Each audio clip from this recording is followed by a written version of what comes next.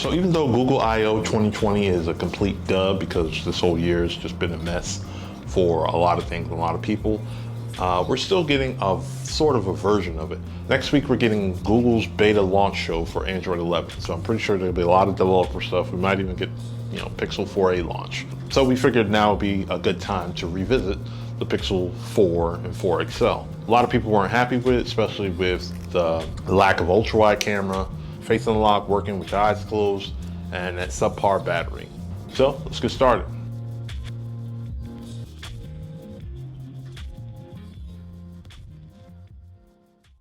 So the matte finish on the hardware is minimal. It feels good to hold in hand.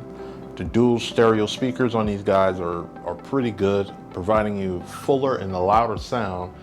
The OLED display is good in its variable 90 Hz refresh rate. It's a nice sweet spot of handling colors and good enough for gaming. Pixel 4 is definitely holding up on the performance side.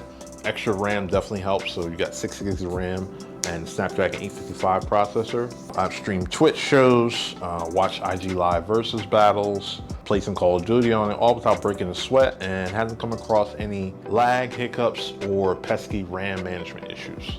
So sad to say the batteries didn't get better. They didn't get worse, so it's kind of like somewhere in between.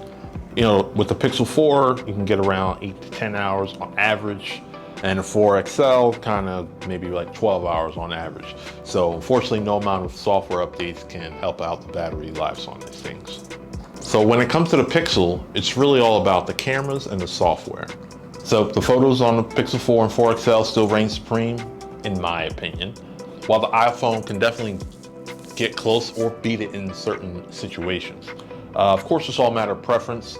So you still have the f1.7 12 megapixel regular sensor and the f2.4 16 megapixels telephoto sensor. So you get great details, good colors, sharpness. Selfies are great too. So you add those with Google's computational software and HDR and all that special sauce they put to make their photos come out the way they do, and you get some great stuff.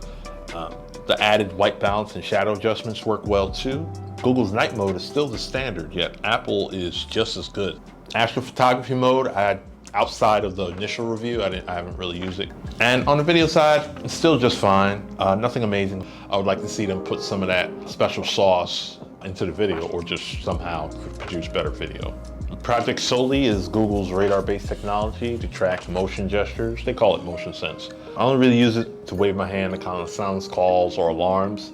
It works fine, but Google hasn't really come up with any compelling use cases for it. So it's just there, and you use it or you don't. Google's first crack at real facial recognition for unlocking your device was a really good one. Now that they've added the option to use it with your eyes open, should have been there in the first place, so it's even more secure now. The Now Playing is still a godsend. I'm a music lover, I love music, so always learning and finding out new music as long as I have it with me. Screen calling and rejecting spam calls, it was good in the Pixel 3, it got even better with the Pixel 4. Closed caption is really well, so if you're watching stuff on YouTube, you don't want to make too much noise, you can kind of read along if you're into that. And then the feature drops. Pretty cool thing, little updates that add cool new things.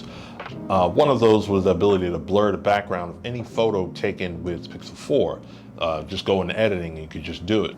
So I haven't really had any qualms with it. I think it's running pretty well. I mean, the battery isn't something I love, but it is what it is. So hopefully they can rectify that with Pixel 5. That's our 2 cents on it. Don't forget to like, share, and subscribe. Let us know if you have any other questions or things about the Pixel 4, Pixel 4 XL that we forgot to mention. And thanks for watching, because you could have been anywhere in the world, but you're here with us. We appreciate you for doing so, and see you in the next video. Peace.